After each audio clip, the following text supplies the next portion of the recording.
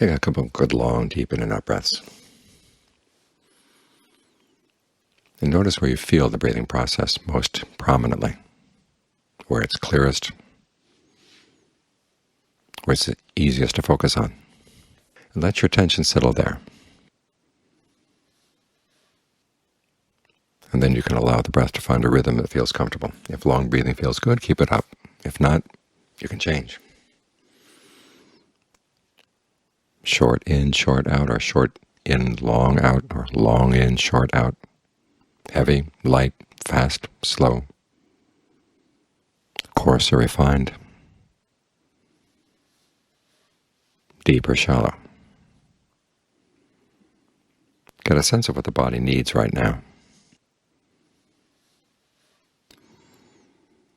And if you're not sure, just pose that question in the mind. What kind of breathing would feel good right now? Each breath, and then see how the body responds.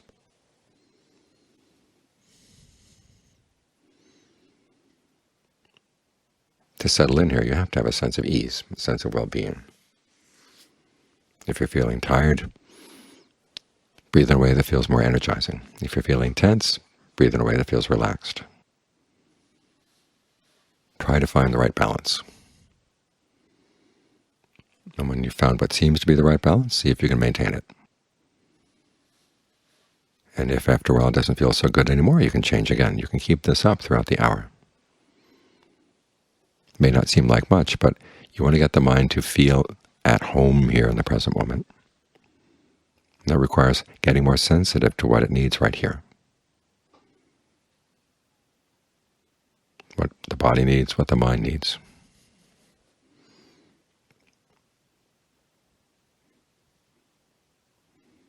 Now that right there involves three of what the Buddha calls the factors for awakening.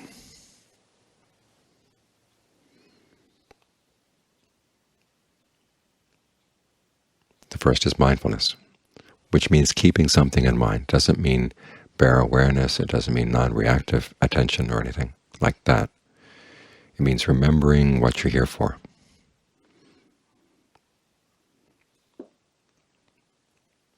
You're here because you see the mind needs to be trained. And part of the training is to get the mind to settle down. So you want to remember that. Don't forget. If you forget, the mind can wander off, and then it'll take a long time for it to come back. So keep reminding yourself, right here, right here. And then the second quality, analysis of qualities, that's the discernment factor in the factors of awakening. Just figuring out what's needed right here. What's the point of balance? And what coming into the mind is skillful and what is unskillful. If you see that something is skillful, like there's a moment of concentration or a few moments of concentration, those are to be developed. In other words, you keep doing them. If you're distracted, okay, recognize that as an unskillful state and then drop it. Come back to the breath. Each time you come back to the breath, try to reward yourself with an especially satisfying breath. And as you keep at this, turns into the third factor, which is persistence. Just keep at it again and again and again.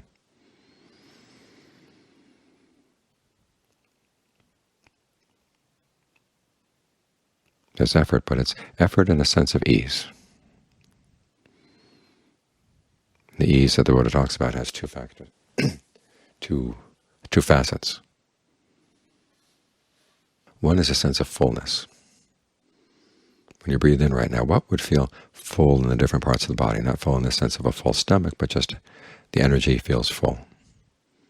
The blood flow thing feels unrestricted. Everything can flow smoothly throughout the whole body. The energy flows smoothly throughout the whole body.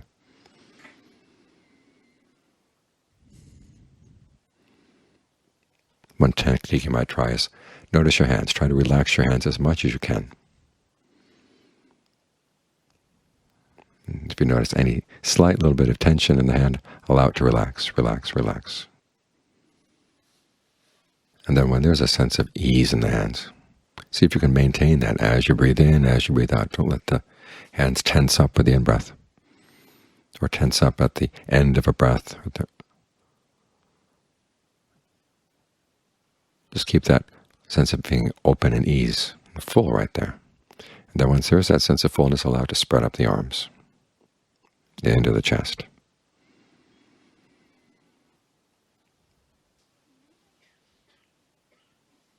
When there's that sense of fullness, then there's a sense of calm. As the mind grows calm, then you can get concentrated. In other words, you don't have to think so much about adjusting the breath. Just be with that sense of fullness and ease, centered wherever in the body feels right to be centered. And the longer you stay here, then you'll have a sense that the ease is enough. You can let it go. You don't have, which means you don't try to hold it anymore. And the mind will settle down into a state of equanimity. And see if you can maintain that. Those are the 7 factors for awakening: mindfulness, analysis of qualities, persistence, rapture, calm, concentration, equanimity. That's one of the ways the Buddha describes them.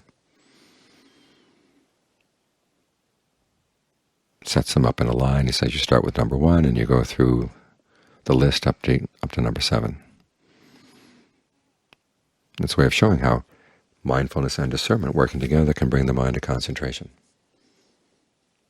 The Buddha has lots of different ways of describing the order in which these things happen. Mindfulness always precedes concentration.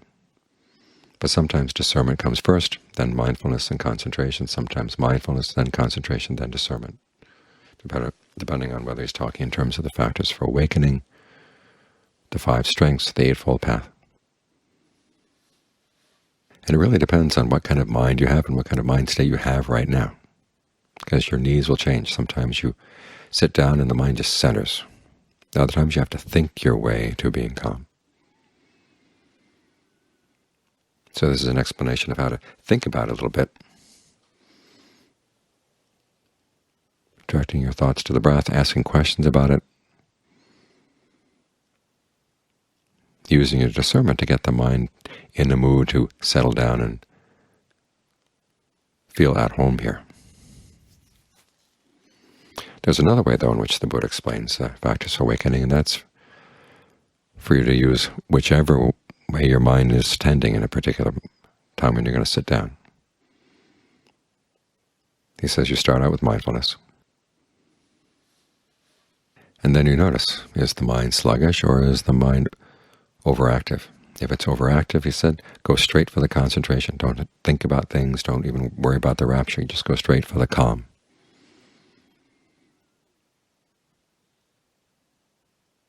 Just do what you can to make sure the mind is not interested in anything but the breath right now.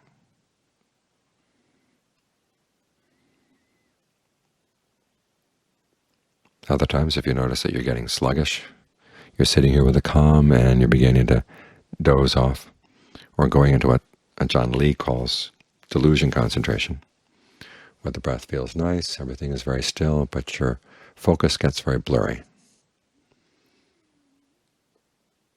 And when you come out, if you're asked, where are you, where were you right now, you're not really all that sure. That's a sign that your concentration needs more energy. That's when you go back to the analysis of qualities. Okay, what's wrong here? Is the breath too weak? Is the mind just simply getting lazy? Because one thing that can happen is you get with the breath and there's a sense of ease, and you drop the breath and you go for the ease. That's like earning money at a job and then quitting the job and then going out and spending all your money. The money will last for a while, but then it's going to run out. And then you go back to the old boss, and if he's good-hearted, he'll take you on again. But you're never going to get a raise that way. In other words, if when a sense of ease comes, you abandon the breath for the ease, the meditation is not going to develop very far. So to counteract that, you ask yourself, how do I stay more focused on the breath, which may involve breathing more heavily, or taking a quick survey through the body each time you breathe in. Go through the different parts of the body. One thing I've found is when you're getting drowsy, move the spot of your concentration every 3 breaths. Be at the middle of the head, middle of the chest, stomach, in your hands, in your feet. Keep moving around to sort of stir up the juices of the mind, stir up the blood.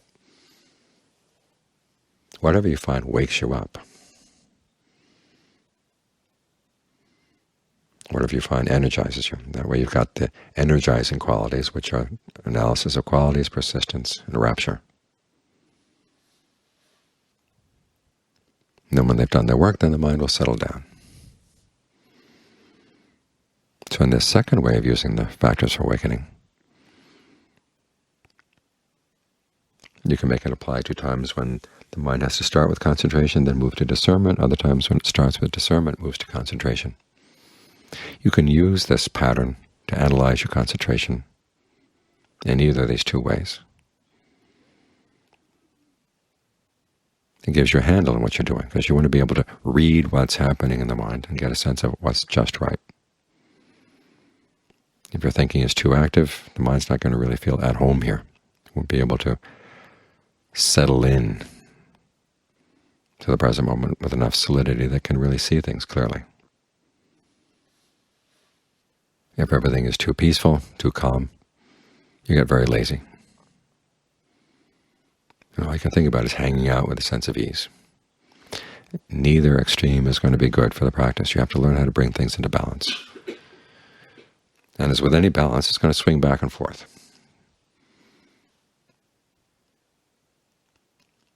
But after swinging back and forth for a while, it should be able to find a point of just right, which is what you want.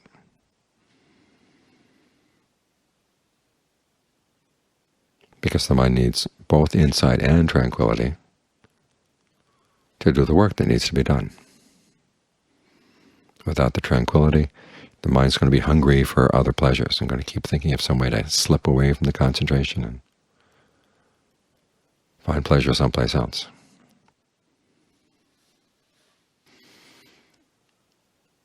Without the insight, it's not going to see where its ignorance is, where it doesn't understand what's going on inside.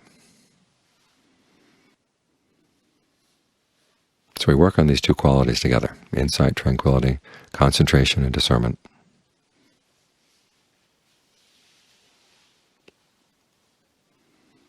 And then we can bring the mind in a state of right concentration, not only right, but just right.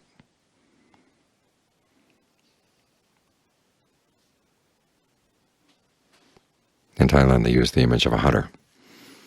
When you're hunting, you go out to a spot where you know the animals are going to be, and you have to sit there very quietly, because if you make any noise at all, you're going to scare them away. But if you're too quiet, you're not going to notice them. You start dozing off. So you have to be alert and still at the same time. They say that when anthropologists go and study hunting cultures, they try to learn the various skills of the people in the culture. Hunting is the hardest, because it requires such balanced concentration. Well, that's what we're doing here. We're hunting down the defilements of the mind, the things that obscure its ability to see itself clearly. So to do that, you have to be very still, but very alert.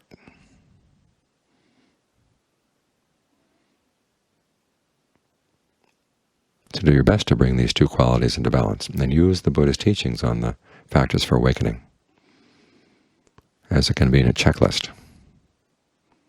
So when something's not quite right, you can ask yourself, okay, what's missing?